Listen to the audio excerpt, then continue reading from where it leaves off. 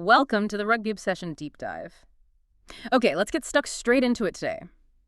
We're looking at the Springboks, specifically Rassie Erasmus and, well, the selection puzzle he's got on his hands this week. Yeah, it's all about that first end-of-year tour match against Japan at Wembley. Exactly.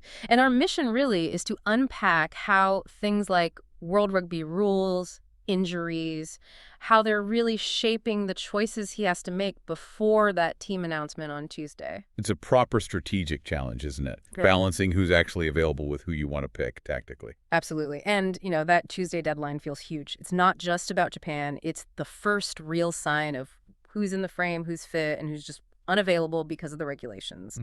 So if you follow the Boks closely, you'll want our instant analysis when that team list drops. Maybe hit subscribe now to Rugby Obsession so you don't miss our reaction. Good shout. Okay, so setting the scene a bit. The full squad. They're gathering in the UK today, Monday, October 27th. Yeah. They've been flying in over the last few days. Right. So the tour officially kicks off now, preparation-wise. And it's a demanding one. 5 tests back-to-back. It really is. You've got Japan this Saturday, then France, Italy, Ireland, and finishing with Wales. It's a serious block of games. But that opener, Japan, it's got this extra layer, hasn't it? Beyond just being the first match. Oh, definitely. Yeah. You can't ignore the history. Wembley, Eddie Jones coaching Japan, and it's exactly 10 years since that game. Brighton, 2015. The shock result, it still casts a shadow, I think, or maybe just adds spice. A bit of both, probably. And look, this isn't just nostalgia. Japan nearly beat the Wallabies just recently, lost 15-19. They're competitive. Rassie seems to think so, too. He said he expects them to come out guns blazing. And Eddie Jones is apparently saying this Japan team is even better tactically than the 2015 side. So yeah, plenty of narrative around this one. It feels like a real statement game for both camps. Okay, let's drill down into Rassie's main headache. The selection itself. Team named Tuesday afternoon, about 5 p.m. SA time, 3 p.m. here in the UK. Why is the selection so particularly tricky? Well, it boils down to the calendar, really, and World Rugby regulations. This Japan game, it falls outside the official international window. Ah, okay. And those windows are normally November and July. Ish. July and November, typically. And that's when clubs have to release their players for international duty. So because this Japan test is outside that specific period. Exactly. Clubs, especially the ones in England and Ireland, are under no obligation at all to release their Springbok players. The rulebook basically says no. Right. So who does that immediately take off the table for selection? Well, the big names confirmed unavailable are Jean Klein and R.G. Snyman from Munster in Ireland, and Thomas du Toit from Bath in England. Wow, okay. Losing 2 key locks and a front rower straight away.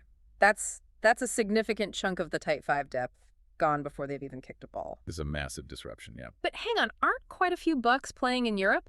How come some are available if the English and Irish clubs aren't releasing players? What about the guys in France or Japan? That's where it gets interesting and where you see some forward planning.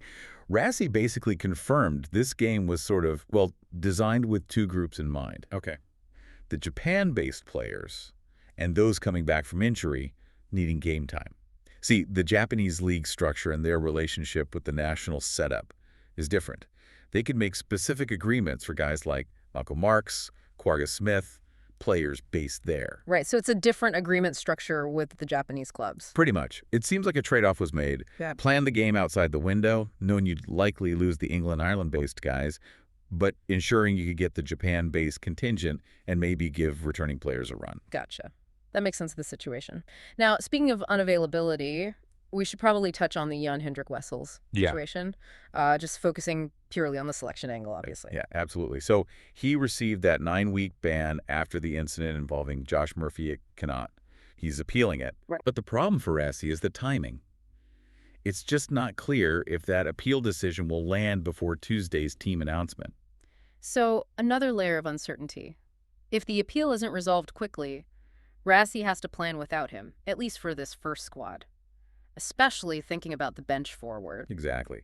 It just adds another variable to juggle. As if the regulatory stuff wasn't enough. Let's shift to injuries then, because there's a big one potentially affecting the backline. Damian Willemse. Yeah, this is probably the biggest immediate concern. He picked up what looks like a hamstring injury playing for the Stormers against Benetton over the weekend. And it sounds serious, not just a minor tweak. The report suggests it really puts his whole tour participation at risk, which, if he's out, forces a major rethink for Rassie, particularly for this Japan game. Willemse is so key, isn't he? That ability to cover 10, 12, 15. He's almost the definition of the bomb squad utility back. He absolutely is. Losing him takes away that crucial flexibility, especially for the 6-2 split on the bench. So if he is ruled out for Japan, what does Rassie do?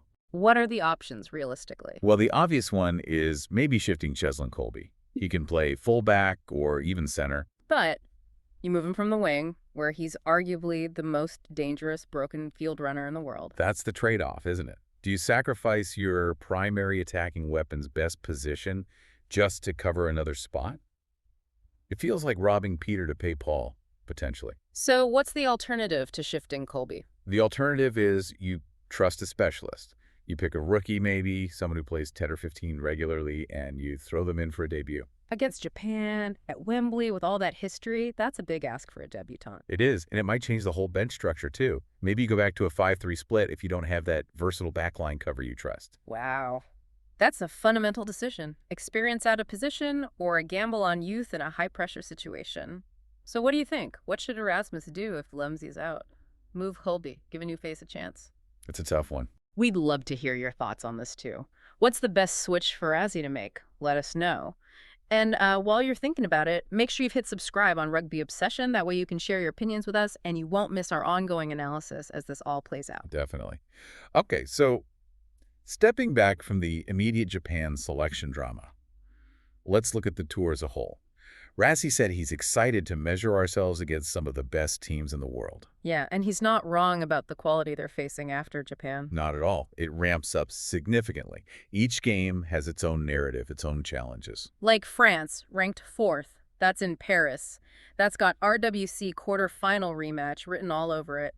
Bound to be intense. Hugely intense. Yep. France will be desperate for a measure of revenge after that tight World Cup loss. You know their crowd will be fired up. Expect a massive forward battle there. Then it's Ireland, number 3 in the world. Dublin. Yeah, the Aviva is always a tough place to go. Ireland's tactical kicking, their discipline, their ability to just build pressure relentlessly. Good. It's a huge test of control and accuracy for the Boks. Then Italy and Turin. Rassie mentioned they put up a brave fight in the incoming series recently. They did, and they'll take confidence from that, playing at home. Can't afford any complacency there, need to be structured, even if, on paper, it looks like the easiest fixture. And the tour finishes in Cardiff against Wales. At the Principality. Wales might have had a tough few years, as Rassie put it, but you know they'll be up for the challenge at home. They'll likely try to play expansive, maybe take risks, use that home crowd energy. So, a really demanding schedule. But Rassie did point out one logistical advantage they have. Yeah, the conditioning aspect. So many players are either based overseas now or playing regularly in the URC, touring Europe. So they're already used to the conditions, the weather, the pitches. Exactly. And maybe even more importantly, the time zone is basically the same as South Africa. Yeah. So they skip that whole jet lag acclimatization period that can sometimes really hamper touring teams, especially at the start. Right. They can just land and, as he said, slot back into full test mode immediately. Which is a huge plus when you're juggling 5 tests, constant travel between bases. Any little efficiency helps. Okay, so we've looked across the whole tour, but really it all comes back to Tuesday's team announcement for this Japan game.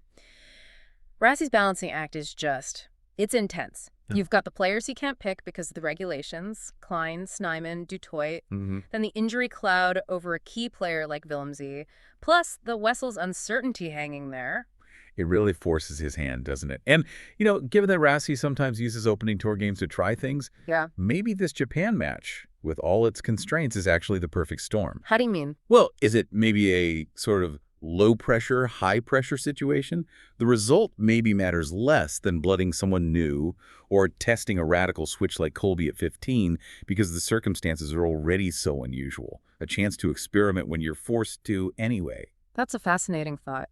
Is the biggest challenge managing the missing players or actually managing the expectation and history around the Japan game itself?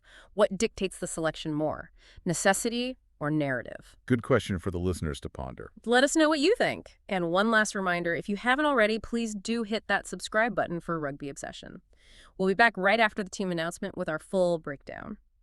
Thank you for listening to the Rugby Obsession Deep Dive, and we'll look forward to you listening to our next episode.